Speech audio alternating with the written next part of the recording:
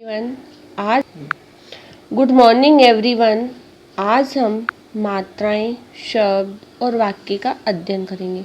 सबसे पहले हम पढ़ेंगे मात्राएं।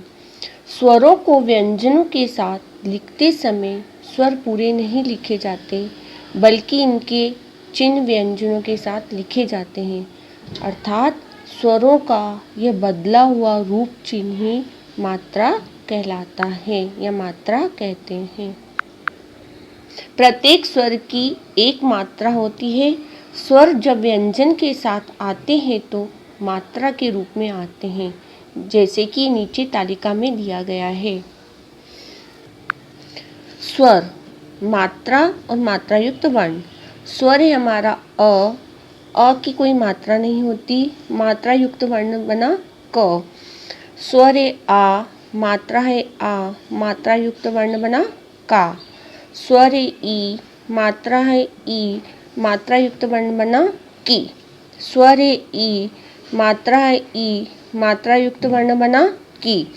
स्वर है ऊ, मात्रा है ऊ, मात्रा युक्त वर्ण बना कु। स्वर है ऊ, मात्रा है ऊ, मात्रा युक्त वर्ण बना कु। स्वर है री, मात्रा है री, मात्रा युक्त वर्ण बना क्र। स्वर है ए, मात्रा है ए, मात्रा युक्त वर्ण बना के।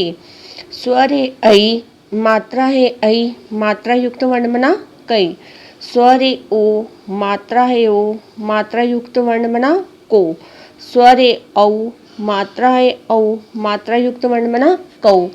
उपयुक्त तालिका से स्पष्ट होता है कि प्रत्येक स्वर के लिए उसकी एक मात्रा निश्चित है और स्वर की कोई मात्रा नहीं होती। आ तथा बड़ी ई, ओ तथा औ की मात्राएं व्यंजन के बाद लगती है। ई, छोटी ई की मात्रा व्यंजन से पहले लगती है। ऊ और ईशी की मात्रा व्यंजन के नीचे लगती है। ए तथा ऐ की मात्रा व्यंजन के ऊपर लगती है। अतिरिक्त 3 अयोगवाह की मात्राएं भी होती है। अनुस्वार, अंग की मात्रा, रंग, हंस। विसर्ग, अह की मात्रा, प्रातः, नमः। अनुनासिक, चंद्रबिंदु की मात्रा, चांद, आँख। बच्चों, अब हम शब्द के बारे में समझेंगे। शब्द किसे कहते हैं? 2 या 2 से अधिक वर्णों के मेल से शब्द बनते हैं। किससे बनते हैं शब्द? 2 या 2 के अधिक वर्णों के मेल से। परंतु उन शब्दों का कोई अर्थ अवश्य होना चाहिए, अर्थात वर्णों के सार्थक समूह को ही शब्द कहते हैं। जैसे ल प्लस आ प्लस ल प्लस अ प्लस क प्लस ई प्लस ल प्लस आ, क्या बन गया? लाल किला। घ प्लस ओ प्लस र प्लस आ, क्या बन गया? घोड़ा। शब्द क्या बना? घोड़ा। ड प्लस आ प्लस क प्लस ई प्लस य प्लस आ, शब्द क्या बना? डाकिया। अब ये क्या हो गया? वर्णों का सार्थक समूह। यहाँ घोड़ा से एक पशु, लाल किला से एक इमारत तथा डाकिया से एक व्यक्ति विशेष का बोध हो रहा है, अतः ये क्या है? शब्द है। अब हम बच्चों वाक्य के बारे में पढ़ेंगे। वाक्य किसे कहते हैं? 2 या 2 से अधिक शब्दों के मेल से वाक्य बनते। किससे बनते वाक्य? 2 या 2 से अधिक शब्दों के मेल से वाक्य बनते।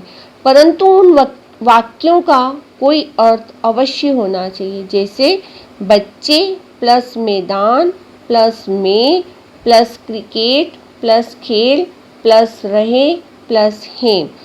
ये क्या है? 7 शब्दों का समूह। कितने शब्दों का समूह है? 7। बच्चे मैदान में क्रिकेट खेल रहे हैं, ये क्या बन गया? वाक्य। शब्दों से क्या बने?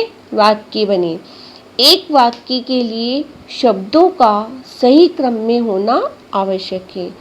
उपयुक्त 7 शब्दों से बना शब्द समूह इस प्रकार भी हो सकता है, जो आपने ऊपर बनाया है 7 शब्दों का समूह, इससे वाक्य बना। अब ये नीचे देखिए, इन 7 शब्दों का समूह ऐसा भी हो सकता है। क्रिकेट में मैदान, रहे, बच्चे हैं, खेल।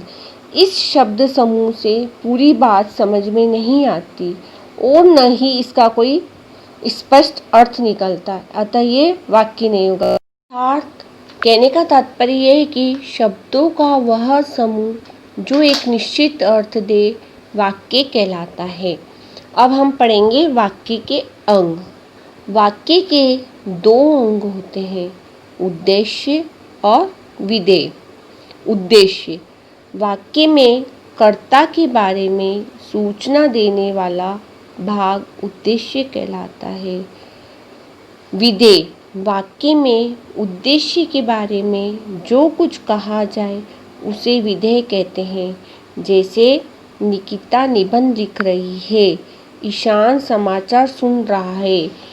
उपयुक्त वाक्यों में दो अंग, एक अंग कर्ता के बारे में बताता है जैसे निकिता ईशान, दूसरा अंग क्रिया के बारे में सूचना देता है जैसे निबंध लिख रही है, समाचार सुन रहा है। पहला अंग उद्देश्य कहलाता है, दूसरा अंग विधेय कहलाता है।